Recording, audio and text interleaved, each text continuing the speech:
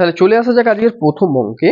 বলছে একটি ব্যবসায় এ ও বি এর মোট লভ্যাংশের পরিমাণ 1050 টাকা। এর মূলধন ও লভ্যাংশের পরিমাণ যথাক্রমে 900 টাকা ও 600 টাকা হলে বি এর মূলধনের পরিমাণ নির্ণয় করো। তাহলে দেখো বলছে কি, বলছে এ ও বি এর মোট লাভ কত, বা ব্যবসায় মোট লাভ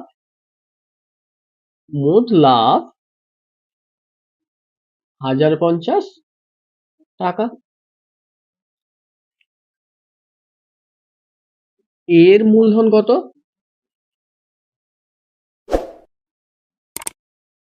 ইজিক্যাল টু 900 টাকা। আর বি এর লাভ কত বলেছে, বি এর লাভ ইজিক্যাল টু, সরি এটা এর লাভ বলেছে, এর লাভ বলেছে কত, 600 টাকা। তাহলে বি এর লাভ কত হবে, বি এর লাভ হবে 1050 মাইনাস 600 সমান কত, সমান হচ্ছে 450 টাকা। তাহলে বি এর লাভ। এবার দেখো বলছে বি এর মূলধন চেয়েছে, তাহলে আমরা জানি না, তাহলে কি নেবো, মনে করি বি এর মূলধন ইজিক্যাল টু এক্স টাকা। আর আমরা কি জানি,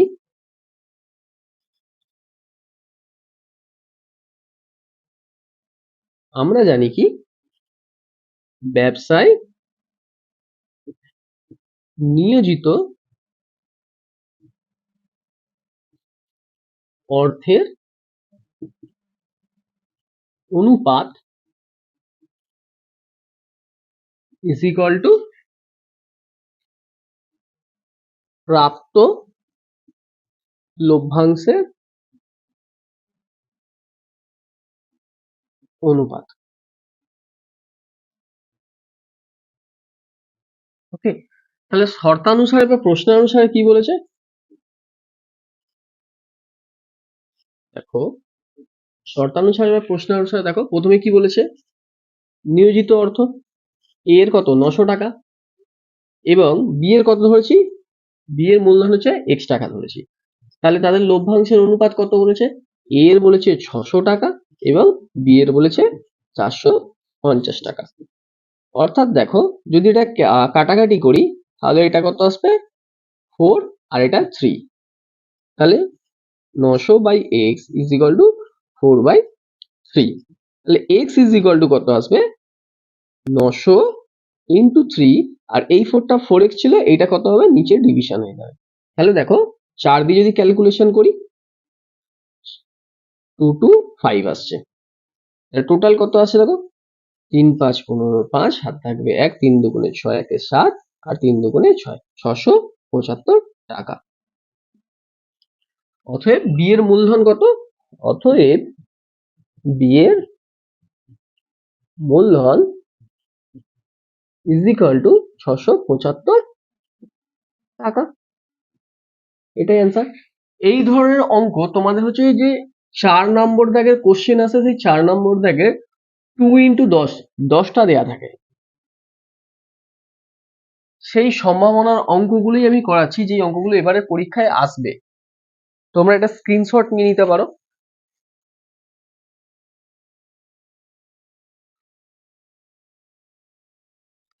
পরবর্তী অঙ্কে আসা যাক। পরবর্তী অঙ্ক কি বলেছে, 5x² minus 2x plus 3 is equal two 0। বলছে 5x² minus 2x plus 3 is equal two 0। দ্বিঘাত সমীকরণে বীজদ্বয় আলফা ও বিটা হলে 1/α প্লাস 1/β এর মান হচ্ছে, তাহলে 1/α প্লাস 1/β।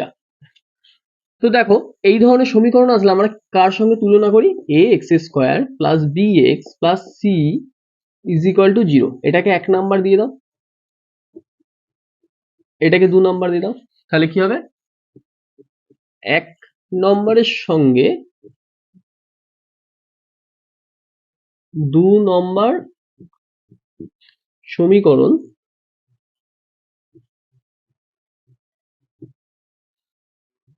তুলনা করিয়া পাই, তুলনা করিয়া পাই। দেখো তাহলে a ইজ ইকুয়াল টু কত আসছে, a ইজ ইকুয়াল টু আসছে 5, b ইজ ইকুয়াল টু কত আসছে -2 এবং c ইজ ইকুয়াল টু কত আসছে 3। আর alpha plus beta is equal to আমরা কি জানি, alpha plus beta is equal to জানি কি -b/a। অর্থাৎ দেখো এখানে b মানে কত, b মানে হচ্ছে -2 আর এখানে দেখো a মানে কত হচ্ছে 5, অর্থাৎ এটা কি দাঁড়ালো +2/5। আলফা ইন্টু বিটা কি বলেছে, আলফা ইন্টু বিটা বলেছে c/a, অর্থাৎ c এর মান কত 3/5, c হচ্ছে 3 এবং a হচ্ছে 5।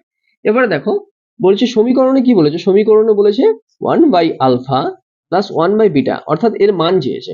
তাহলে দেখো কি আসছে নিচে, আলফা ইন্টু বিটা আর বিটা প্লাস আলফা বা alpha plus beta, alpha into beta. তো দেখে নাও alpha plus beta, alpha plus বিটার ভ্যালু কত বেরিয়েছে 2/5, আলফা ইন্টু বিটা কত বেরিয়েছে 3/5।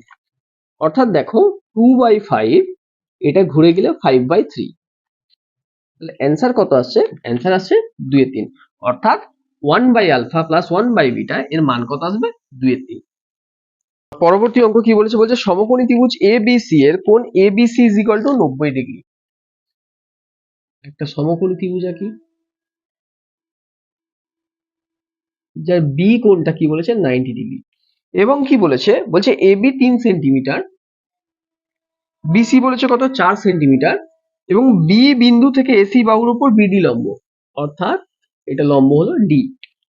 তাহলে বলছে বিডি লম্ব করো যা এসি বাহুকে ডি বিন্দুতে ছেদ করে, বিডি এর দৈর্ঘ্য চেয়েছে। তাহলে বিডি ইজ ইকুয়াল টু চেয়েছে।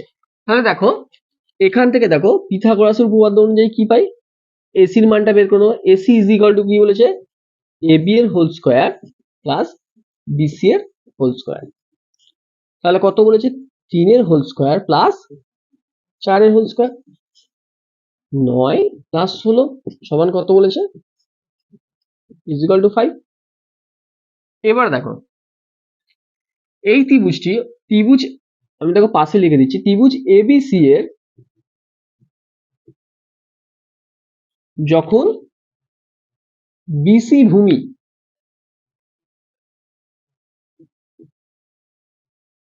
তখন উচ্চতা হলো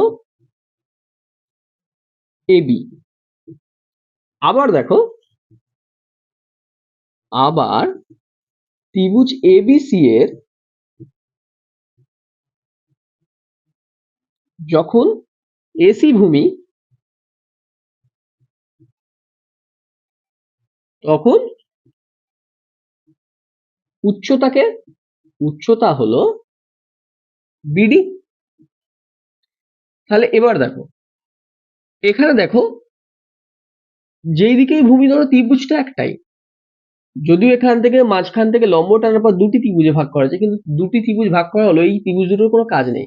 এখানে ত্রিভুজ যেই ত্রিভুজটা হচ্ছে এবিসি, অর্থাৎ এর ক্ষেত্রফল তো একই হবে। তাহলে শর্তানুসারে আমরা কি এটা লিখতে পারি, দেখো এদের ক্ষেত্রফল একই হবে যেহেতু, তাহলে শর্তানুসারে half into BC into AB is equal to half into, যখন এসি ভূমি থাকবে এসি ইন্টু বিডি। তাহলে দেখো বিসির মান হাফ হাফ কেটে যাবে, তাহলে বিসির মান কত বলেছে 4, এবির মান বলেছে 3, এসির মান কত বলেছে 5, এখানে এসির মান কত বেরিয়েছে 5, এসি ইজ ইকুয়াল টু 5। তাহলে এসির মান কত বলেছে 5 ইন্টু বিডি। তাহলে বিডি এর মান নির্ণয় করতে হবে না, 12/5 ইজ ইকুয়াল টু বিডি। এই ধরনের যখন ক্যালকুলেশন আসবে এটা ভাগ করতে গেলে অনেক টাইম লাগবে। তোমরা কি করবে 12/5 তো ইউনিট ডিজিটে নিয়ে চলে আসবে, ইউনিট ডিজিটটাকে 0 রাখবে, অর্থাৎ 2 দিয়ে মাল্টিপ্লিকেশন করে দাও। তাহলে উপরে কত 24 আর নিচে 10, একটা সংখ্যা ছেড়ে দশমিক বস করে দাও 2.4। তাহলে অ্যান্সার কত আসবে বিডি ইজ ইকুয়াল টু 2.4, অর্থাৎ বিডির মান কত আসবে 2.4 সেমি।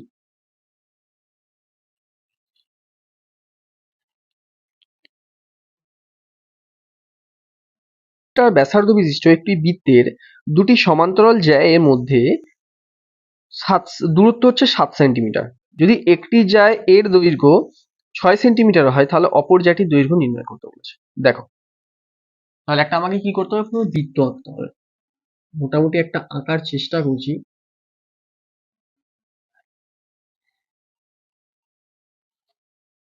বলছে এর ব্যাসার্ধ কত বলেছে, 5 সেন্টিমিটার এবং দুটি জ্যা আছে।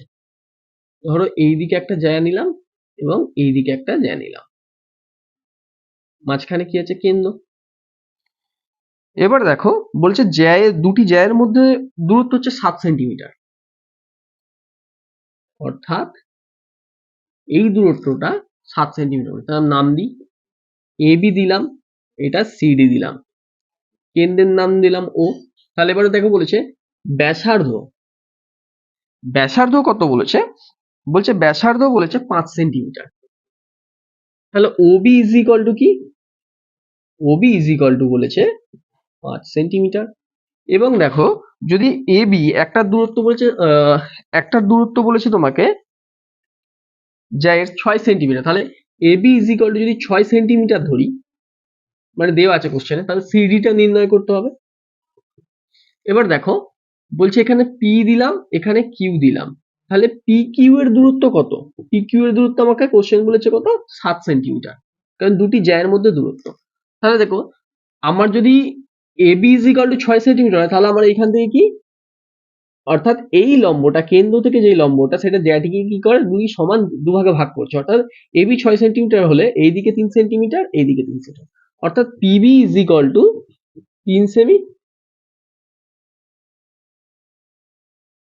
3 cm, OB is equal to 5 cm. তাহলে পিও কত, পিথাগোরাসের উপপাদ্য অনুযায়ী কি পাই, PO is equal to root over 5 square minus 3 square সমান কত আসছে দেখো, 25 মাইনাস 9, অর্থাৎ কত, 16 ইজ ইকুয়াল টু 4। তাহলে এটা যদি 4 হয়, ওপি যদি তা 4 হয় এবং পি কিউ বা ওপি বা পিও যদি 4 হয় এবং পি কিউ যদি 7 হয়, তাহলে ও কিউ কত হবে, O Q is equal to P Q minus PO. তাহলে পি কিউ কত বলেছিল, 7 সেন্টিমিটার কোশ্চেনে দেওয়া ছিল, আর পিও কত বলেছে, পিও বেরোলো আমাদের কত, 4 সেন্টিমিটার। তাহলে ও কিউ কত, 3 সেন্টিমিটার, অর্থাৎ এটা কত বেরোচ্ছে, 3 সেন্টিমিটার। তাহলে এটাও কি হচ্ছে, ওডি কি ব্যাসার্ধ, এবি যদি ব্যাসার্ধ হয়, ওডিও কি বলেছে, ব্যাসার্ধ। তাহলে আবার দেখো, তাহলে ওডি এর ভ্যালু কত, 5 সেন্টিমিটার। তাহলে কি বলছে, ওবি ইজ ইকুয়াল টু ওডি, লিখতে পারি তো, তাহলে ওডি ইজ ইকুয়াল টু ওবি লিখতে পারি, তার ভ্যালু কত, 5 সেন্টিমিটার। তাহলে আমাকে এখানে কিউডি চেয়েছে, এখানে ও কিউ দেখো 3 সেন্টিমিটার, তাহলে কিউডি ইজ ইকুয়াল টু কত, রুট ওভার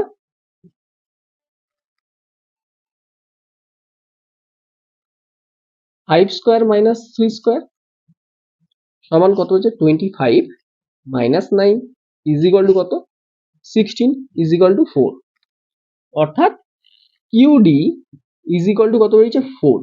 তাহলে সিডি মানে কত, সিডি ইজ ইকুয়াল টু কত আসবে, CD is equal two CQ plus QD. তাহলে দেখো এই যে লম্ব, কেন্দ্র থেকে যে লম্বটা আসছে এটা কি করে, জ্যাকে সমান দুভাগে বিভক্ত করে, অর্থাৎ কিউডি যদি 4 হয় তাহলে সিকিউ কত হবে, 4, অর্থাৎ 4 plus 4 is equal two 8 semi. কারণ সিডি আমাকে চেয়েছে, সিডি জ্যায়ের দৈর্ঘ্য, তাহলে সিডি জ্যায়ের অতএব অপর জ্যাটির দৈর্ঘ্য কত, অপর জ্যাটির দৈর্ঘ্য ইজ ইকুয়াল টু 8 সেমি।